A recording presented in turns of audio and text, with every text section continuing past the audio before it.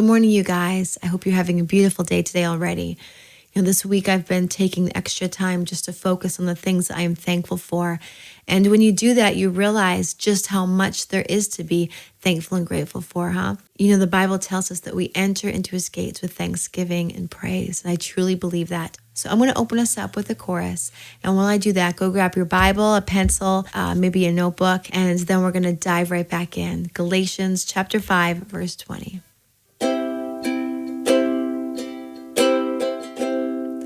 Fire, refine us, sanctify us, Holy Spirit, burn inside us, all for your glory, Lord. Fire, refine us, sanctify us, Holy Spirit, purify all for your glory, Lord. All for your glory, Lord. Lord, let it be all for your glory, Jesus. That you sanctify us, that you refine us, that you purify us, that you try us with fire, God. May we remain faithful and patient, that we will come out the other side pure like gold. That you would see your face in us. We love you and we give you all the glory forever and ever. In Jesus' name, amen. So we've been studying the works of the flesh for the past couple weeks. We are in verse 20 of chapter 5 in Galatians. Last week we talked about hatred, and this week we're going to be talking about variance.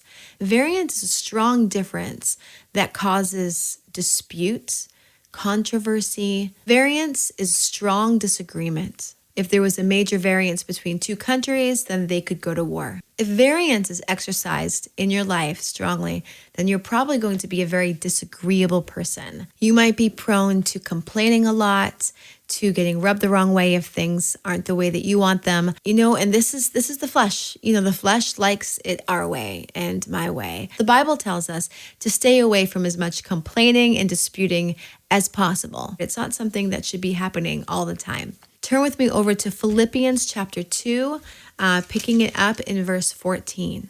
Do all things without murmurings and disputings, that you may be blameless and harmless, the sons of God, without rebuke, in the midst of a crooked and perverse nation, among whom ye shine as lights in the world.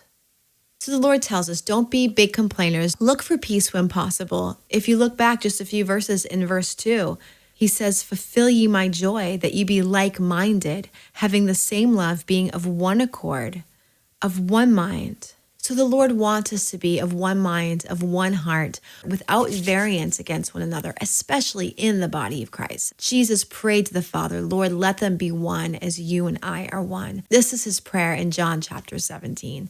So we must do our best to not allow that work of the flesh, that variance, the controversies and just the disagreements and all that to wreak havoc in the body of Christ, because that's not the will of God. And with all that being said, is there ever a time where variance is an appropriate response? We learned last week with hatred that there is absolutely no place for hatred in our lives except one time, and that's a hatred for evil and a hatred for sin. And in that same way, there's one time I see variance being an appropriate response. We see it in Scripture. Variance is set between us and the world when we come to know Jesus. We see it over here in 2 Corinthians chapter 6, starting in verse 14. Be not unequally yoked together with unbelievers. For what fellowship has righteousness with unrighteousness? And what communion has light with darkness? And what concord has Christ with Belial? Or what part has he that believeth with an infidel? And what agreement has the temple of God with idols? For ye are the temple of the living God. As God has said, I will dwell in them and walk in them, and I will be their God, and they shall be my people. Wherefore come out from among them, and be ye separate, saith the Lord, and touch not the unclean thing, and I will receive you.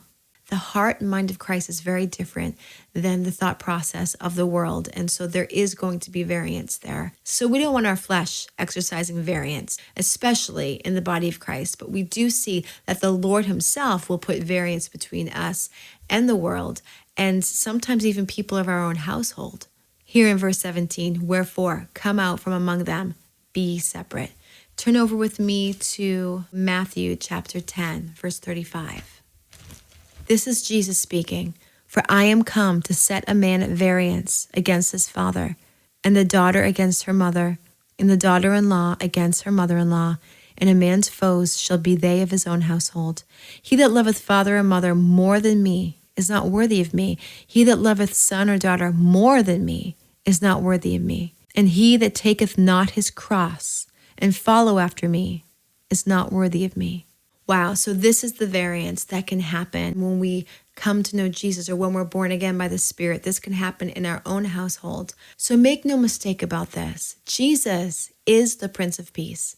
He is the one who has come to set things right. He's the one that gives supernatural peace within. But the reality is as long as we're living in this world, there's still darkness and light. There's still going to be people that are offended by Jesus and don't like Jesus or what he has to say, or even the light of God shining in you and through you. So we can't be surprised when we come to Christ that all of a sudden there's major variance in our own household or with our closest friends, because that's usually where it actually takes place, because those are the people you're closest to. They're the ones that are going to see the change and be the most affected by it.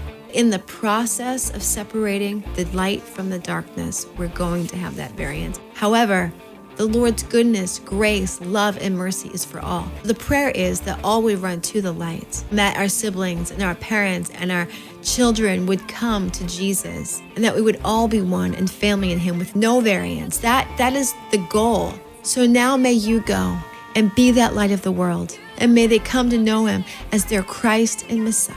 I love you.